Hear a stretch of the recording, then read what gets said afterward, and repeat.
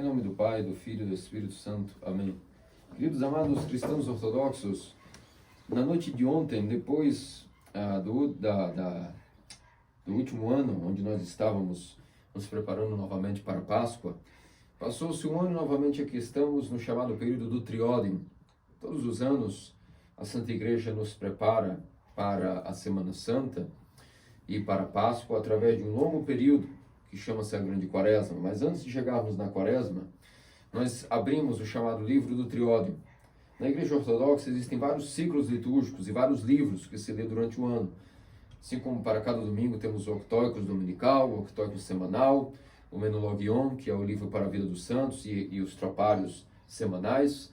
Nós temos também o Triódium. Chama-se Triódium devido ao livro das 3 odas, porque durante a Quaresma, durante a semana, nós não cantamos as 9 odes dos cânones, devido aos ofícios da Quaresma serem mais longos. A Igreja estabelece que nós cantamos 3 odes que vêm no Tipicon estabelecidos. Quais são essas odes que nós vamos cantar nos respectivos dias? Tudo isso está escrito no Tipicon. Então, isso chama-se o livro das 3 odes. E ele, popularmente, todos sabem que quando abrimos o livro do Triódio, ele começa em qual domingo? O primeiro domingo do Triódio é o domingo do publicano e do fariseu. Hoje nós começamos essa longa jornada em preparação rumo à Semana Santa e à Páscoa. E depois, obviamente, a Semana Santa nos preparará mais ainda para a maravilhosa noite da ressurreição, o dia mais glorioso do ano. Para todos nós que vivemos o cristianismo, toda a nossa vida é a preparação de uma Páscoa, depois aguardar outra Páscoa.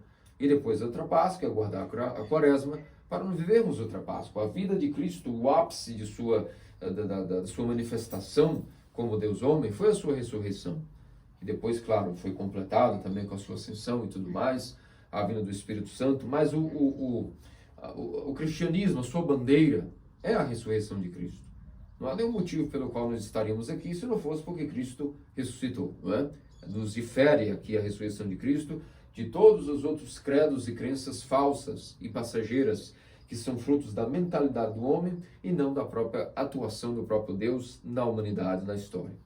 Então, hoje, no domingo do publicano e fariseu, nosso Senhor Jesus Cristo, iniciando-se a igreja, né, para nos ensinar o que é, antes de chegar na Quaresma, daqui a alguns domingos, o que significa um verdadeiro jejum agradável a Deus. O que significa uma oração agradável a Deus. Porque nem todo jejum é agradável a Deus. Nem toda oração é agradável a Deus. Quando nós falamos a palavra asceticismo, que é toda essa capacidade de purificação, de entender que a verdadeira inteligência do homem, a verdadeira sabedoria, não é dada para nós adquirirmos conhecimento intelectual. Isso até um computador também faz. Até um livro pode fazer isso por nós. Guardar conhecimento na memória não é grande coisa. Os demônios têm todo o conhecimento do mundo. Satanás, Lúcifer, é o espírito mais antigo depois de Deus, tem a memória total, cheia, não é? Como dizemos, o HD de full drive. Isso não é algo tão grandioso assim. Mas o que de fato nos faz alguém digno de estar perto de Deus, a verdadeira inteligência do homem, significa o quanto ele aprende exatamente isso. A ser humilde, puro e manso de coração, para adquirir a imagem e semelhança de quem? De Deus. Então esse processo de purificação, que é o estilo de vida de toda a Igreja Ortodoxa, é viver esse estilo de vida de purificação, sem fanatismos religiosos, sem pietismos exacerbados, como veremos no Evangelho de hoje. Quando nós vamos dizer que nós somos alguém que vivemos a nossa religião, não quer dizer que nós vamos ter uma piedade escancarada por aí, onde todos vão nos diagnosticar como pessoas separadas da humanidade, como se fôssemos levitas no século XXI. Não é isso. E por isso que a igreja tão cuidadosa é, que no primeiro domingo do Triódio, já nos abre ele com o evangelho do publicano e do fariseu, essa parábola que Jesus nos contou, exatamente para que nós entendamos bem, para que não façamos besteira, para não chegarmos lá no meio da Quaresma e do jejum, ou até mesmo na hora da Semana Santa, e nós acharmos que estamos fazendo algo agradável a Deus, e na verdade termos perdido todo o nosso tempo em vão, sem ter adquirido nem sequer nada para com Deus. E existe, infelizmente, um falso jejum, uma falsa oração, uma falsa maneira de praticar o asceticismo, que é através do modo farisaico. Então, na parábola de hoje, nosso Senhor Jesus Cristo nos apresentou dois personagens. Um publicano, o outro fariseu. Falemos um pouco primeiro o que significava um fariseu. Ser um fariseu na época de Cristo, quando nós dizemos fariseu, né, hoje nós entendemos como a seita dos fariseus, mas naquela época, alguém ser intitulado de fariseu era intitulado o seguinte: já entendia-se que era alguém que guardava jejum, alguém que era piedoso, alguém que entendia a Escritura, alguém que praticava piedosamente, sem nenhuma falha sequer, praticamente, dando-se assim a porcentagem de margem de erro de um ser humano. Claro, ninguém é perfeito, ninguém pratica os mandamentos perfeitamente, a não ser Cristo, que nos fez isso, mas fariseu era sinônimo disso, de uma pessoa quase perfeita, uma pessoa que cumpria toda a lei, todos os mandamentos, era referência para o povo, como aqueles que eram de fato o que fosse hoje comparado a nós com a linguagem de os santos. Ainda que no judaísmo ainda não tinha esse entendimento de santidade como nós temos no cristianismo, um fariseu praticamente era isso, um santo andando na terra, não é? Pois bem, quando mencionava-se a palavra publicano, já era o contrário. Na época do Império Romano, toda a Galileia e a Judéia estavam ocupadas pelo Império Romano. E você sabe que quando o Império ocupa uma nação, ele tem o direito de cobrar os seus espólios, né, de conquista, e para que haja uma manutenção da paz, tem que se chegar a um acordo e pagar-se impostos, no caso a coroa de César, a coroa romana. Né? E não era diferente para com os israelitas. Israel, os judeus, a Galileia, a Samaria também pagavam impostos ao Império Romano. Só que os publicanos eram funcionários do Império Romano que possuíam a prerrogativa de fazer o seguinte: eles podiam cobrar não só imposto devido a César, mas era um cargo de funcionário público que podiam dizer assim, para estimular a sagacidade desses funcionários, se dizia o seguinte, né, a coroa: vocês podem arrecadar o que é obrigado pela lei, que está dito na lei para com as nações que ocupamos no Império Romano, né? Mas, para que estimulasse a sagacidade de que eles cobrassem de fato os impostos devido à coroa, se diz o seguinte: tudo que vocês cobrarem de extra, o que conseguirem de extra, é de vocês. Então, isso não era mais imposto honesto de uma nação vassala para uma nação dominante. E isso gera uma extorsão, um tipo de estelionato, de tal maneira que os publicanos, falar a palavra publicano, era sinônimo de equipará-lo a uma prostituta. Os cobradores de impostos, né, chamados publicanos, eram vistos pelo povo com o mesmo tipo de indignidade e baixeza que uma prostituta. Tanto se diz, né? O nosso Senhor depois diz que os publicanos e as prostitutas, né, entrarão no reino dos céus primeiro que vós, fariseus, raça de víboras. Porque nosso Senhor Jesus Cristo, e até João Batista, antes mesmo de Cristo manifestar-se no seu batismo, João Batista já, para com todos, tinha uma linguagem de amor, uma linguagem de arrependimento, mas com os fariseus, eles tinham, de fato, uma linguagem extremamente voraz. Nosso Senhor Jesus Cristo chamava ele de víboras, raça de víboras, né? E João Batista a mesma coisa. Então, como é que nós entendemos isso? De um lado, os fariseus eram sinônimos quase de santidade, de pleno cumprimento da lei. Já os publicanos, sinônimo de extorsão. Mas o Senhor disse que as prostitutas e os publicanos predeceriam os fariseus no reino dos céus. Por que se explica isso? O que a sociedade vê muitas vezes, o que os olhos humanos veem, como diz o ditado até no português, né, o que os olhos veem, o coração não sente, o ditado popular. Mas adaptando isso para o evangelho de hoje, para o sermão, para a linguagem espiritual, o que às vezes os nossos olhos veem de fato, não é o que Deus está vendo, e Deus vê o que é real. Nós vemos as aparências, nós vemos o estilo, o style de cada um, mas Deus vê para além das aparências. E uma das maneiras de nós entendermos o mundo espiritual de uma pessoa, o que realmente ela tem dentro dela, não apenas sua aparência, se ela se veste, se ela jejua, se ela come, se não come, se ela dorme, se não dorme, se pratica vigília, se é um sentinela da manhã ou não, nada disso importa. Isso vem, claro, por acréscimo, mas antes de qualquer coisa em relação a esse tema, o mais importante é quando uma pessoa ora e ela está secretamente levando seus pensamentos a Deus, não é? Então o seu mundo espiritual é revelado. E aí nós sabemos o quem é quem, como se comporta cada um, de fato, o que nós temos dentro de nós. E nosso Senhor contou uma parábola justamente revelando todo o mundo espiritual do publicano e do fariseu. E de repente o fariseu sobe para orar. Foi dito, inclusive, que ele subiu para orar, mostrando de fato que ficou num lugar elevado, ou seja, subiu para orar. Você se colocou até num lugar elevado, num púlpito, diante do templo, e assim o seu mundo espiritual foi revelado. Ele diz: te dou graças, ó Deus. Toda oração que começa dando graças é ótima, ótima, perfeito entendimento do fariseu, seguiu todo o manual de oração e de fato começou a oração até bem. Não é? Te dou graças ao Senhor Deus, vírgula. E então ele começa uma decadência terrível, mostrando de fato do que ele é feito espiritualmente. E ele disse o seguinte: te dou graças porque não sou como nenhum dos homens. Veja, nem disse assim, porque eu não sou como alguns homens. Não te dou graças porque eu não sou igual a nenhum dos homens. Em que sentido? Não, e começou a apontar os pecados de cada membro da humanidade. Porque não sou adúltero, porque não sou fornicador, porque guardo o jejum 2 vezes por semana, porque dou o meu dízimo a partir de todos os meus rendimentos. E por isso te dou graças. Meus amados queridos cristãos ortodoxos, isso está longe de ser uma oração. Na mente do fariseu, de fato ele achava que estava orando, mas na verdade ele não estava passando de estar como um Narciso, contemplando-se diante do espelho e regozijando-se nas suas próprias virtudes, embanhando-se da sua vaidade, de todo o seu embelezamento do seu mundo espiritual.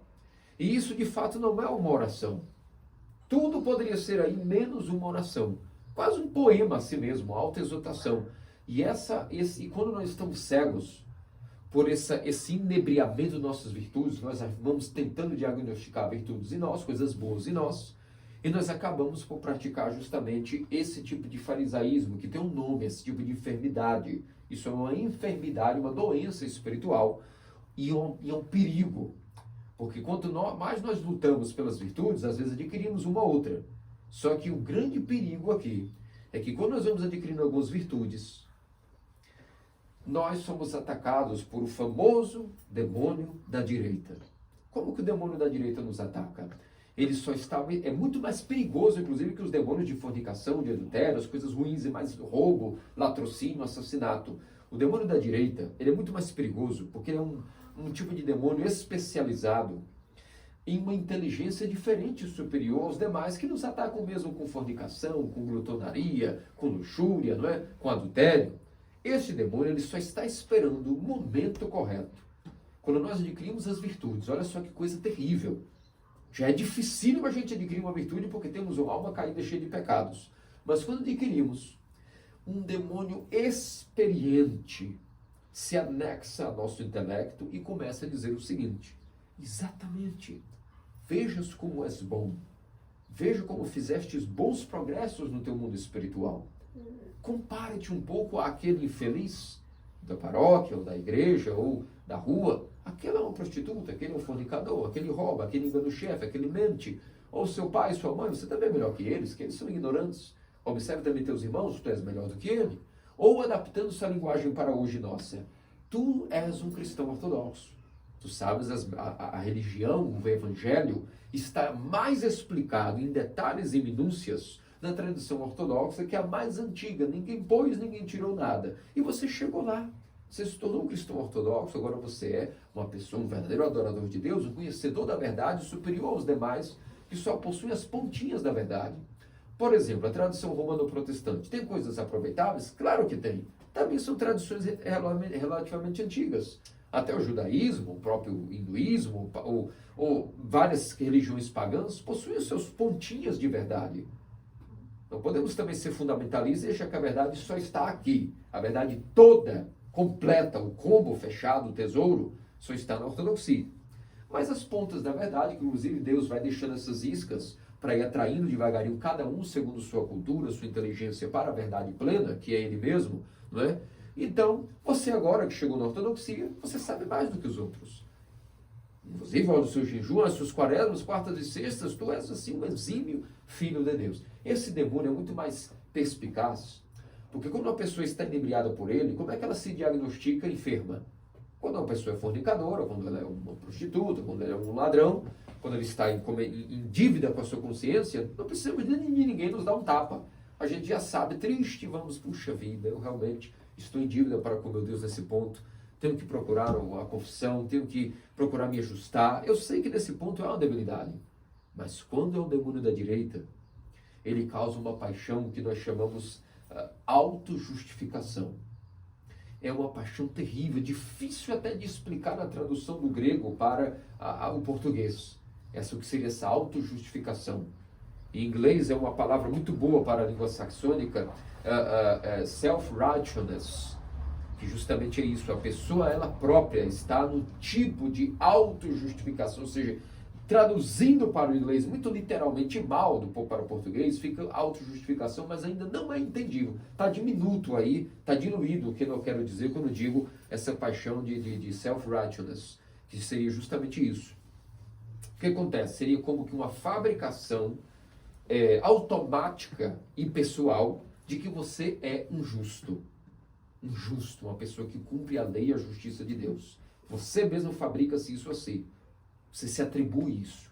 Isso é muito perigoso para a nossa aproximação com Deus, porque automaticamente, até as virtudes que nós temos, nós perdemos todas elas pela vanglória, pelo orgulho, e passamos a estarmos cegos para com o fruto correto do jejum e da oração. Como é que nós sabemos se estamos jejuando ou orando de maneira correta? Primeiro sinônimo é a humildade e a ciência do autoconhecimento, que nós temos nossas debilidades muito escrachadas na nossa consciência e sabemos bem quem somos. Se temos coisas boas, entendemos que isso não é mais do que a nossa obrigação. Qual é o papel das obras e das virtudes então na nossa salvação? Alguém pode se perguntar, mas então agora eu vou ter que fazer uma pergunta ao senhor, não é, padre? Uma pergunta que até os protestantes então talvez estejam certos, não é? Porque os católicos dizem que as obras salvam. Os protestantes no outro extremo dizem, somente a fé basta para salvar. Aceitei Jesus e estou salvo. Então, não estou entendendo, o senhor, pelo que me explica, talvez os protestantes estejam corretos, não é? Basta a minha fé, independente da minha conduta, então vou ser salvo, não me preocupo. Não é isso. A tradição ortodoxa, sempre como é um hospital, ela tem tudo clínico, cirúrgico, no meio dos extremos. Quando há algo muito extremo, vocês desconfiem que não é a verdade plena. Então, os católicos, eles como os fariseus, infelizmente, a doutrina dos tratados de asceticismo do papismo, eles vão exaltando, né, aqueles santos do medievo, depois do século XII, que já estavam em alto grau de autojustificação. Uma paixão que foi entrando neles pela falta de proteção do discernimento do Pentecostes na ortodoxia. Então, quando você vê Francisco de Assis, por exemplo, uma das grandes frases emblemáticas que ele disse quando estava perto de morrer é o seguinte: te dou graças ao meu Deus. E a voz, primeiro mandou chamar todos os discípulos dele, e no leito disse o seguinte: te dou graças ao meu Cristo, porque eu sou como tu e tu és como mim, não é? A mim. E cumpri todo o evangelho. Observem agora esta frase. E coloquem dentro do que eu estou explicando sobre o farisaísmo, e não é de odiar Francisco de Assis, não é dizer que de fato, que homem perverso, não, era um homem enfermo. Infelizmente, os ascetas do medievo, quando a igreja de Roma separou-se da ortodoxia, ela perdeu esse crivo, e uma grande exaltação das obras foi colocada em destaque, para como se fosse o símbolo do que é a vida espiritual. Isso não é verdade. Então, se você for pular para Santa Teresinha, para Antônio de Pádua, e todo aquele arsenal de santos pós-século XI e XII, até peregrinos de Jerusalém, que eram acostumados a todo ano viajarem para a Capadócia, para Jerusalém e uma Roma. Era comum que os cristãos, até o século XI, eles organizavam suas finanças e peregrinavam pelo mundo para visitar os lugares santos. Tanto as catacumbas de Roma, quanto também os lugares santos de Jerusalém. Nos anais da história, nas crônicas, se diz que os peregrinos, quando foi na transição do século XI para o XII, eles já diziam, quando nós vamos de Jerusalém, Constantinopla e Roma, parece-me que já estamos lidando com outra religião. Veja que demorou muito, depois do grande cisma, houve uma mudança de cultura, de espiritualidade rápida. Por que isso? Devido à falta da proteção do Pentecostes. E isso é muito perigoso, porque veja que o demônio não foi tocar Roma com a corrupção e o paganismo novamente. Claro que depois veio o renascentismo e outro tema, e as evoluções frutas disso. Mas no princípio, logo ali, para que rápido fizesse uma lavagem, o que o demônio fez? Ele não foi investir logo nas heresias, queria mudar todo o entendimento católico romano sobre o que era Cristo Deus. A filioque foi lá no finalzinho, lá para o século 8, 9, não é 10, é que foram investir mais em adulterar um pouco o credo, uma coisa mais assim escrachada. De primeiro, o espírito das trevas invadiu o Ocidente, mudando o entendimento sobre as boas obras. Olha que manobra perspicaz e inteligência, quase um plano, de fato, arquimaligno, conspiracional, podemos dizer, mas é isso é a maneira que os demônios agem. E colocou nos santos esse fervor pelas obras como a finalidade do jejum e da oração. Então vamos analisar o seguinte: se eu enviar um soldado para a guerra agora, for um general, e dizer, ó, tá aqui seu escudo, sua espada, sua armadura, seu capacete, não é? E seu equipamento, seus suprimentos de sobrevivência, tu vais para a guerra, ok? E quando chega na guerra, no meio dos ataques dos inimigos, sabemos que esse soldado de repente olha para si e diz, olha, eu vou me parabenizar agora porque no meio da guerra estou com espada, estou com escudo, tenho uma armadura. Olha que vantagem para mim em relação aos demais.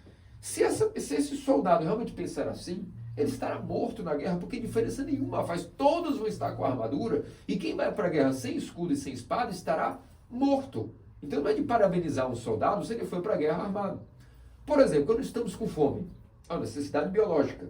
Quando você vai comer, é necessário que alguém te diga, meus parabéns, você estava com fome e comeu.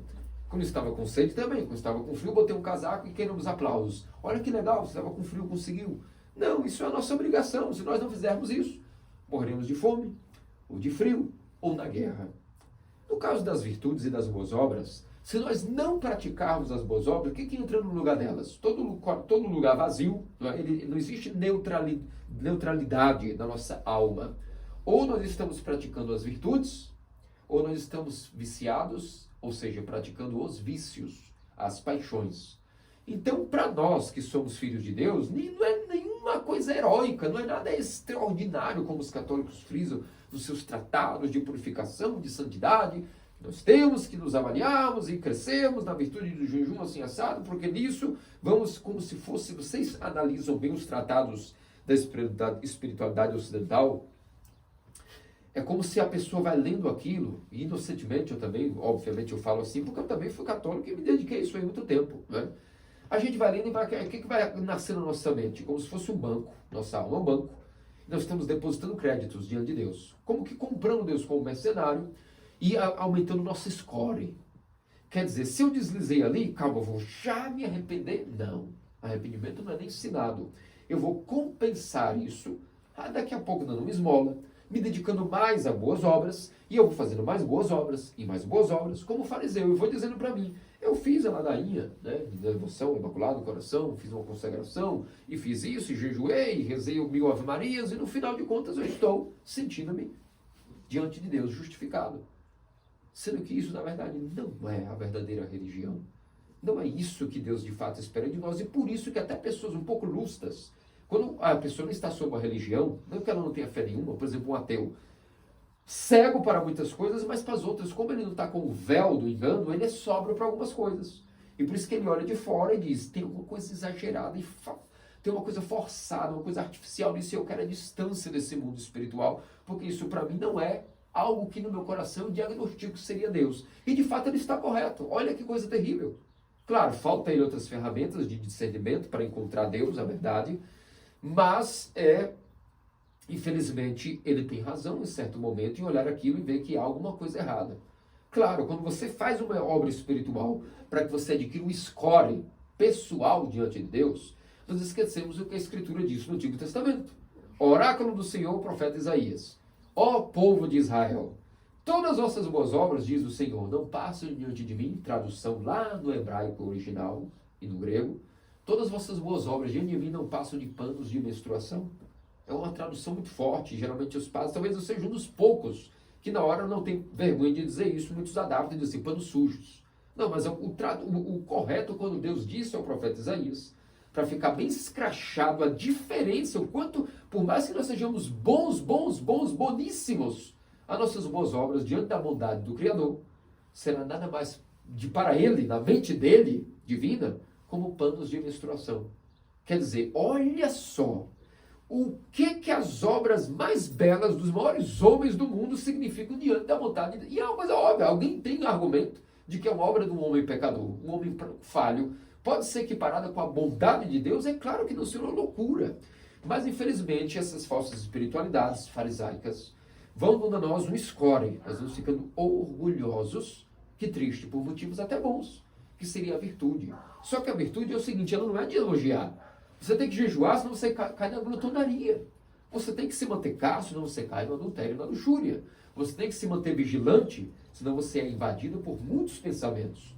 Você tem que manter, portanto, as vigílias. Você tem que orar. Porque quando você não fala com alguém que ama, é porque você não ama essa pessoa. Agora, quanto mais nós falamos com alguém, mais nós passamos a amar esse alguém devido ao diálogo. Logo, se é o Criador, é claro que eu não tenho que orar e falar com ele, não é? Então, nada disso é digno de elogio. É a nossa obrigação. Se nós não orarmos, cairemos em distrações. Se nós não jejuarmos, cairemos na glutonaria. Se nós não mantermos a castidade, inevitavelmente, 1 minuto sem castidade, e já estamos pecando nos pensamentos com impureza, e uma hora vamos cometer até o ato final. Então, é a nossa obrigação da guerra espiritual ter virtudes. Isso aumenta uma escolha diante de Deus? Não. É 0-0. Se eu não fizer isso, eu estou decadente. E vivendo todo o mundo dos demônios e das paixões. É a minha obrigação, pela razão que me foi dada, de praticar o bem, as obras de virtudes. Esse é o papel das obras de virtude na vida do homem, segundo a Igreja Ortodoxa. Agora, quem é que vai me salvar, então? As virtudes me salvam? Não. Mas para o fariseu, sim.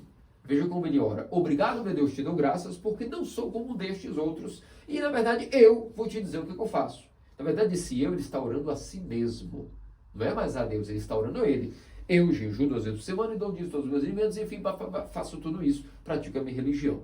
Então, algum momento ele mencionou Deus no papel ativo, em como ser ativo em sua redenção, em seu perdão de seus pecados, em sua salvação? Não. A virtude, quando ela é mal alocada no homem, da sua espiritualidade, ela exclui Deus como o ser que te salva e põe o seu esforço.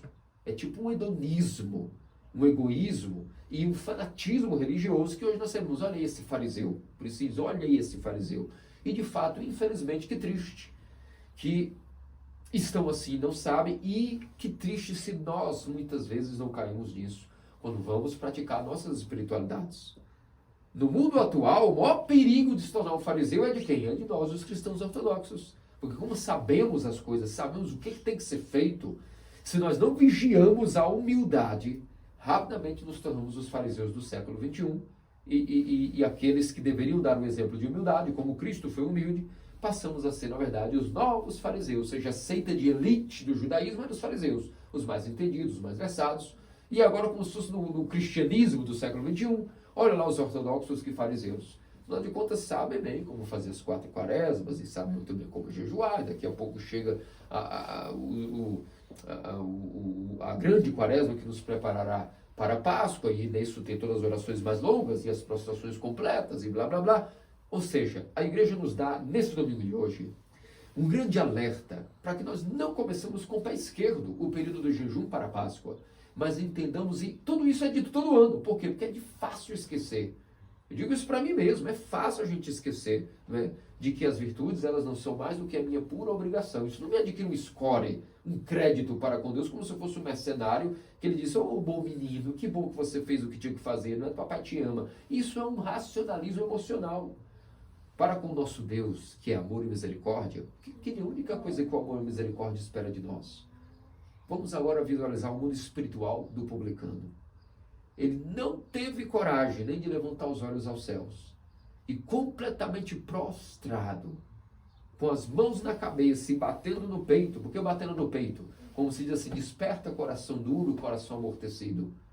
E disse, meu Deus, como o profeta Davi, tem misericórdia de mim que sou um pecador. E não disse mais nada, porque ele não tinha o que dizer. Ele só tinha pecados e defeitos a apresentar.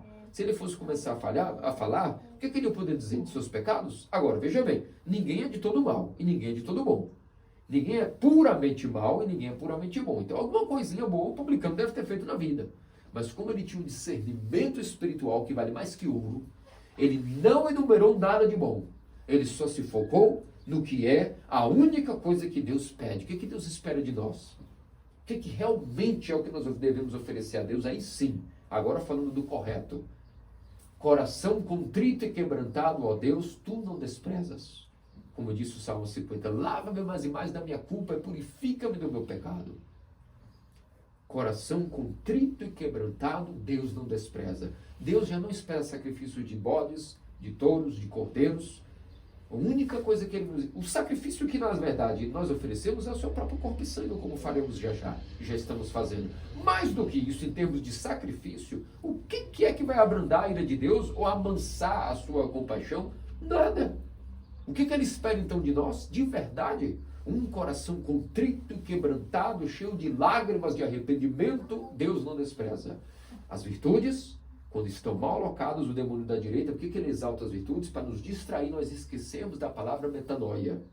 Olha como é bem perspicaz e difícil. A gente diz assim, hoje estamos escutando aqui do sermão, mas a gente sai para o mundo e é difícil ter esse nível de entendimento vigilante 24 horas.